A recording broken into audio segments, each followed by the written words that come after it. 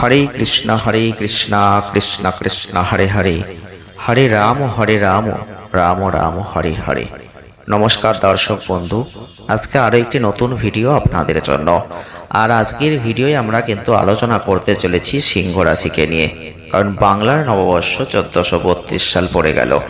বাংলার নববর্ষ 1432 সাল, অর্থাৎ সিংহ রাশি বা লিও সাইনের জাতক বা জাতিকাদের জীবনে কি পরিবর্তন আনবে, কতটা ভালো ফল আপনারা লাভ করবেন, কতটা ভালো থাকতে পারবেন এই সময়টাই, সেটাই কিন্তু আজকের ভিডিওয়ে আমরা আলোচনা করব। তো চলুন বিস্তারিতভাবে আমরা দেখে নিই কেমন যাবে আপনাদের জীবন।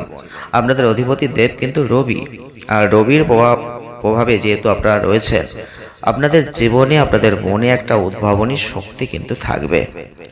অর্থাৎ মানসিক শক্তির উৎসদাতা হচ্ছে সিংহ রাশির জাতক বা জাতিকারা। তাদের মধ্যে একটা গাম্ভীর্য ভাব কিন্তু থাকবেই।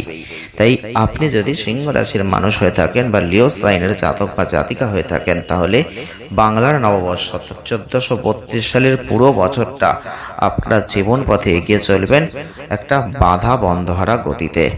আপনাদের মধ্যে থাকবে দয়া মায়া, অনাথ আশ্রিতকে আশ্রয় দান করার একটা ক্ষমতা, আর সব সময়ই দেখবেন একটা কৃতজ্ঞতা আপনাদের মধ্যে থাকবে। দোষ স্বীকার করলে ক্ষমা করাই কিন্তু আপনাদের জীবনের একমাত্র দস্তর। তাই ভোগের মধ্যে দিয়েই আপনারা অবশ্যই এগোতে পারবেন। ভোগের মধ্যে দিয়েই কিন্তু ভগবানকে ডাকা হয়, সব ছেড়ে তাকে চাই, এমন ভাবনা এই রাশির জাতক বা জাতিকারা কিন্তু স্বপ্নেও কল্পনা করতে পারে না। ভোগ বাসনা চরিতার্থ না হলে এদের মানসিকতা নিম্নাভিমুখী হয়ে যায়। সন্তান ভাবনা অতিমাত্রায় থাকে, রাগ স্পষ্টবাদিতা এগুলো থাকে, যে কারণে আত্মীয় বন্ধুর সংখ্যা খুব কম হয়।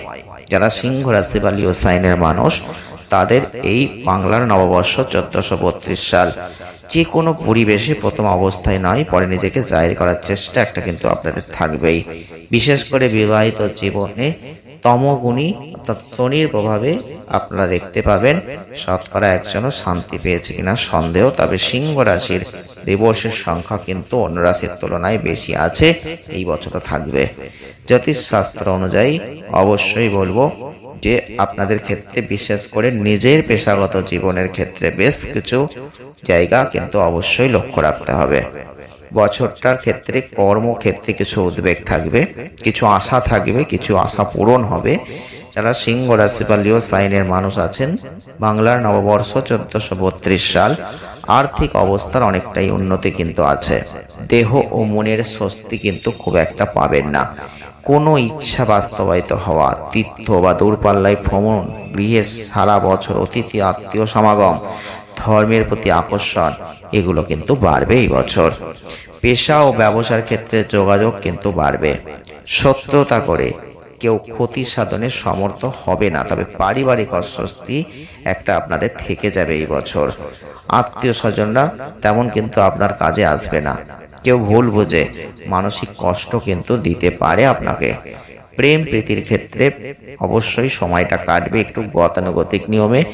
দুজন হয়তো কোনো দেবালয়ে ঘুরতে যেতেই পারেন। বিবাহিত জীবনের সাংসারিক শান্তি কিন্তু খুব একটা এই বছর পাবেন না। অবশ্যই আপনাদের ক্ষেত্রে সেই দিকগুলো খেয়াল রাখতে হবে।